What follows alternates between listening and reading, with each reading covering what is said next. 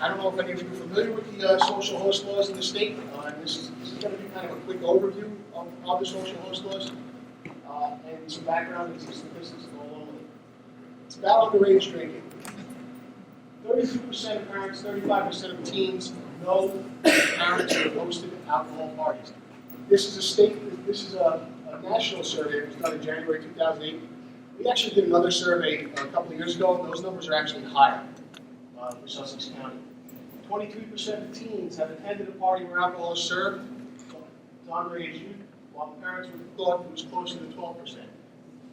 Parents really aren't aware of what's going on. Much as we like to think we are, we don't really know everything. 68% of parents, 63% of teens believe it's generally easy for underage youth to get alcohol. That number is actually higher for Sussex County through our survey. We did a survey in 2013, right here in the county. 47% of the people who responded said that alcohol is a significant problem for teens aged 13 to 15.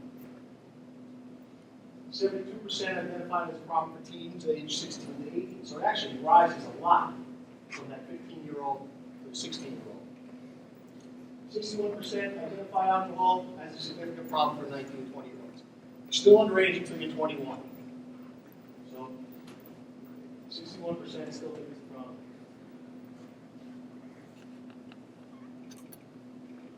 Through our own survey, again, 53% of the people who responded know of parties that occurred where underage drinking was permitted, right here in the county. A lot of them said, 78% said that it's because parents don't really tell their teens what's okay and what's not okay. So they identified it as a lack of parental influence in teens. They listen to you. I raised 3 kids. They listen to me. Of course, you couldn't help but listen to me because I don't live now, but they listened to me. And then they had the fear of their mother also.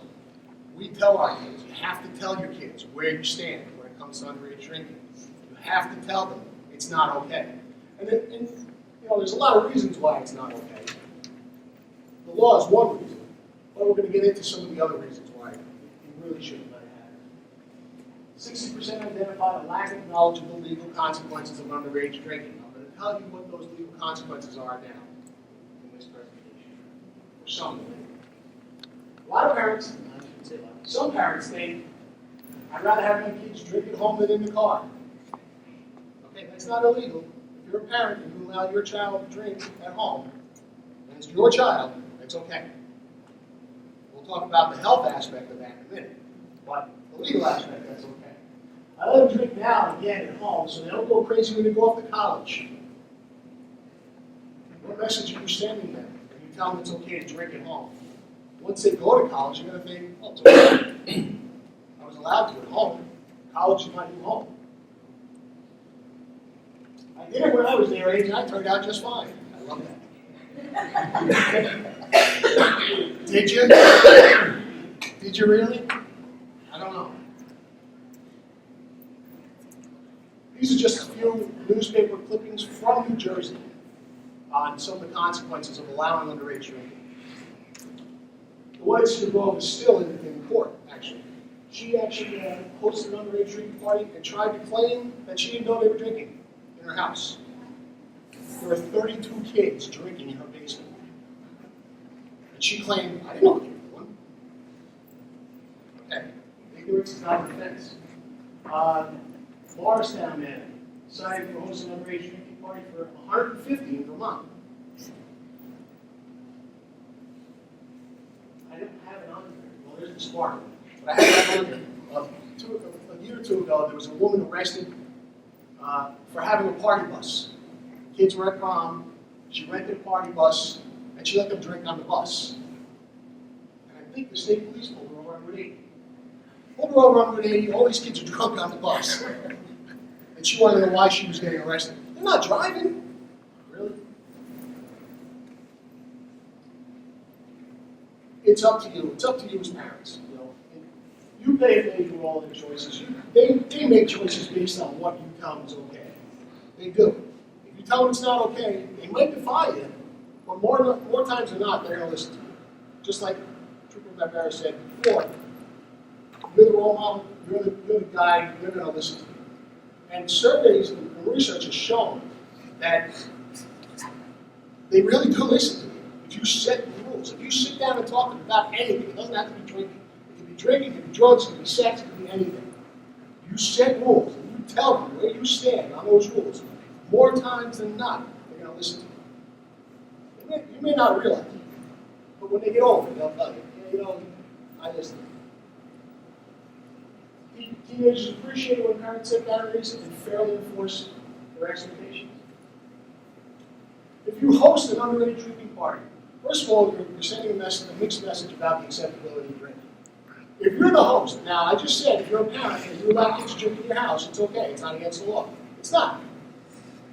But what happens when your kid is at somebody else's house? They're going to think, well, my parents said it's okay for me to drink. Whether they're at somebody else's house or not. Your home, their home, whatever. Once you allow them to drink in your home, you send a message that it's okay for them to drink. It also shows that they don't have to obey the law. It's against the law to drink when you're under 21. There's no two ways about it, except for religious practices. That's the only exception, and that's what's written into the law. It's for religious purposes only. I don't know how religious you are, but if you're drinking every day, it's probably not a religious practice. And they contribute to the misperception that all youth. That's one of the highest survey statistics we've gotten, is that people think that it's acceptable for youth to drink. That's okay. It's a rite of passage. I've heard that so many times. I'm saying it's a rite of passage. Is it? No risks. Taking away the keys doesn't solve all the problems related to underage drinking. No, it doesn't.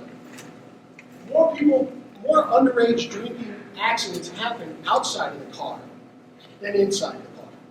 Slip and falls, getting sick, and aspirating, which means choking, on the vomit after they get drunk.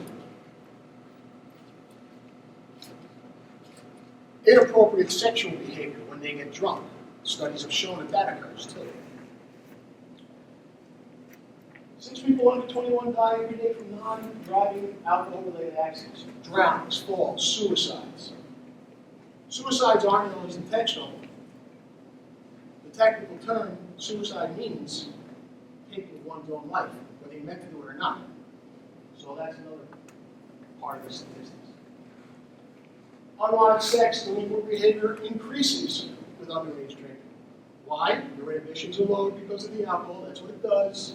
Your decision making is affected by the alcohol because it affects the frontal cortex of your brain, where your decision making takes place.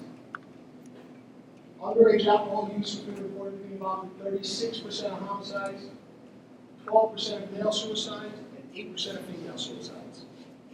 Alcohol is a depressant. You drink, you get depressed, it raises the risk of suicide. Young people seem to be aware that using alcohol influences their decisions about sexual behavior. They know that this affects their decisions. 29% of 15 to 17-year-olds, and 37% of 18 to 24-year-olds said that alcohol or drugs influenced their decision to do something sexual. Research is over. If your child drinks alcohol, it's likely that it will affect the development of the brain. I should change that, because that's different. That's not exactly right. It will affect the development of your brain. They just came out with some new research that shows that the brain is still developing until you're in your mid-20s. When you drink, it affects the development of your brain. That's the research has shown. What happens, and I'm not going to get into the scientific stuff, but your frontal cortex, the front part of your brain, is still developing until you're 25 years old. That's the decision-making and risk-taking behaviors are controlled in that part of the brain. Alcohol reduces the white matter that's in the brain, without getting into it, but that's where the development occurs, and that's where your decision-making and risk-taking is affected. When you introduce alcohol, it lowers that amount of white matter that keeps you from making the wrong decisions and helps you with development. When it's delayed until 21, the child's risk of serious alcohol problems is decreased by 70%. All you have to remember from this is 14,721. What does that mean? What it means is, through research, anybody who starts drinking before the age of 14 is 7 times more likely to become dependent on alcohol by the time they're 21. So all you have to remember is 14,721. And that's what we've shown in research also. You cannot give your teens friends who are under 21 under any circumstances in your home, even if you have their parents' permission. Hey, I'm going to have a keg party. Is it right if your kid comes over and drinks with us? Forget the philosophical standing on that. It's against the law. You cannot allow a person under 21 other than your own child to remain in your home or on your property while they're consuming alcohol. So you're having a party. It's a non-alcoholic party. So your kids' friends come over and they have alcohol with them. And you can be held civilly liable for that. You can be held responsible for that. Even if you're not aware of it.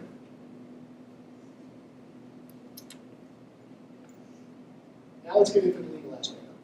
Forget about the philosophical aspect. Forget about the idea that underage drinking is not safe because of the brain development, blah, blah, blah, blah. Let's talk money.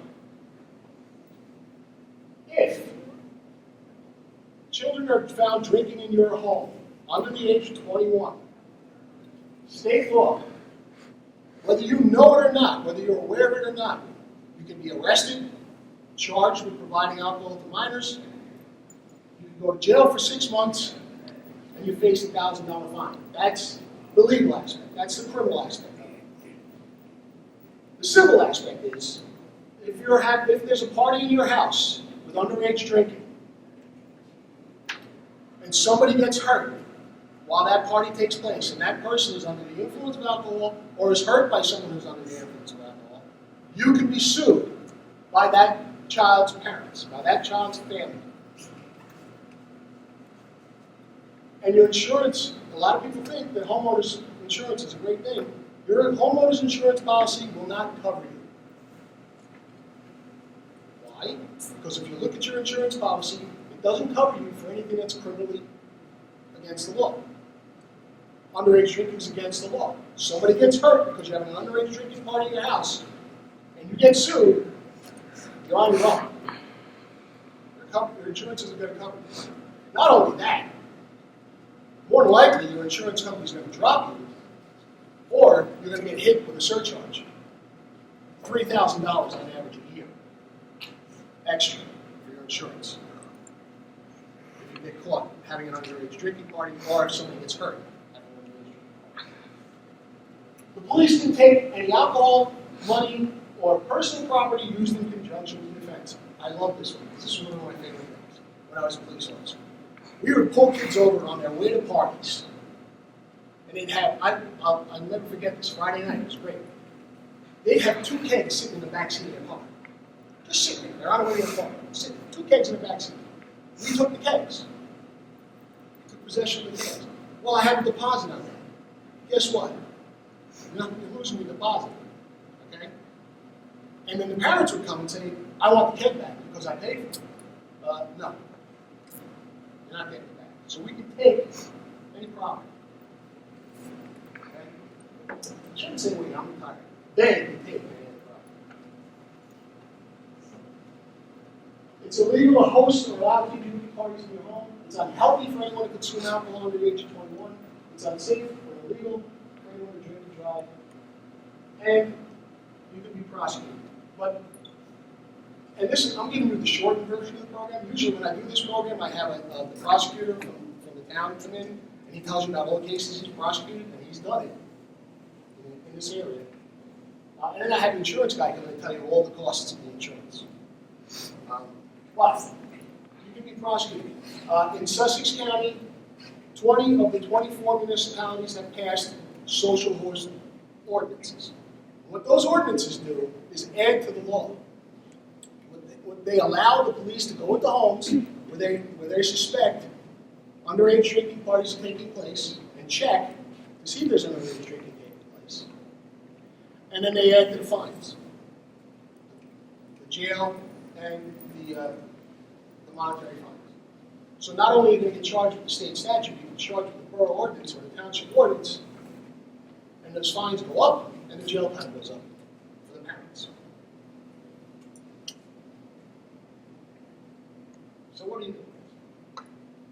Host safe alcohol activities and events. That's a no-brainer. Don't give anybody under 21 any alcohol. Be at home when your teen has a party. And another part of this is you can still be held civilly liable. You may not be held criminally liable, but you can still be held civilly liable if you're not at home and your kid throws a party and somebody gets hurt because of the result of drinking. So even if you're not aware of it, you can still be held civilly liable if you're not home. I've heard stories of parents going away on vacation and kids throwing a party. And in one particular case, there was an older child living at home, over 21, bought the beer and drinks for the kids, and they had the party in the house. Thank God nobody got hurt. But if anybody had, the parents would have been liable. Even if they didn't know it. Even if you don't know it, you could be sued if somebody gets hurt or sick. Or God forbid, somebody goes out, leaves a party, and has a drunk driving accident. You can be sued for that too. Talk to other parents. How many times do we do this? I know I've done it. My wife has done it because she's better at it than I am. But talk to other parents. If your kid's invited to a party, get a hold of that parent. What's going on? What are you going to have there? Is there going to be drinking? Is there going to be alcohol involved? Ask them. If you insult them, so what? You're just being a good parent. I've had it. What are you asking me this for? Because I'm watching out for my kid. What you do with your kid's your problem. My kid is my responsibility. Ask them. If you insult them, that's one less Christmas card you can send. Alcohol-free opportunities and activities in your homes, so the teens feel welcome. I know it's tough. A lot of kids want to know if there's going to be drinking. If they don't. I also heard a story where one teen, the parents wanted to throw a party, and she didn't want to have a party because there wasn't going to be a party. Well, I'm sorry you feel that way. It's not allowed. The last one, report underage drinking to local law enforcement. If you know that there's underage drinking going on, I know, we don't want to be snitches, we don't want to be nards, we don't want to be rats, but if you're concerned about the safety of somebody's child, give the police a call. Let them know. Let them check it out. You don't have to do it. You don't even have to tell me anything. Does anybody have any questions? I left some flyers and some handouts with some tips on there. There's also a parent survey. If you take a minute to just fill out the survey for me, I appreciate it. And there's a pledge card there too, if you want to sign up to be to promise not to throw off underage drinking. I do appreciate your time. If anybody has any other questions or you want to reach out to me, that's my email address and my phone number in my office. I'll be happy to give you more information about this. I was limited in my time, so I kind of breezed through this. If you'd like to see the full presentation with the prosecutor and the insurance person, I'll be doing it in Ogdensburg on April 10th. Okay? So that's my contact information. Thank you very much. I appreciate it. If anybody would like these signs here, these lawn signs, if you want to sign up, take a sign with you, they're free. Put it out on your lawn, let your kids know where you stand. You don't have to talk. You can show them that sign, they're going to know where you stand right away. Right? But sign, if you'd like one, just take it. Thank you very much. Yes? Question. Is this program also going to be shown to the students in this presentation? That's a good question. I'll have to ask the school. Obviously, you invited us, but I think that they can. Oh, yeah, I agree. As well. I agree. I'm going to talk to the school about bringing this program to the school. Yes. Kids sometimes are more responsible than their parents. You'll have to tell me that. Okay, thank you very much.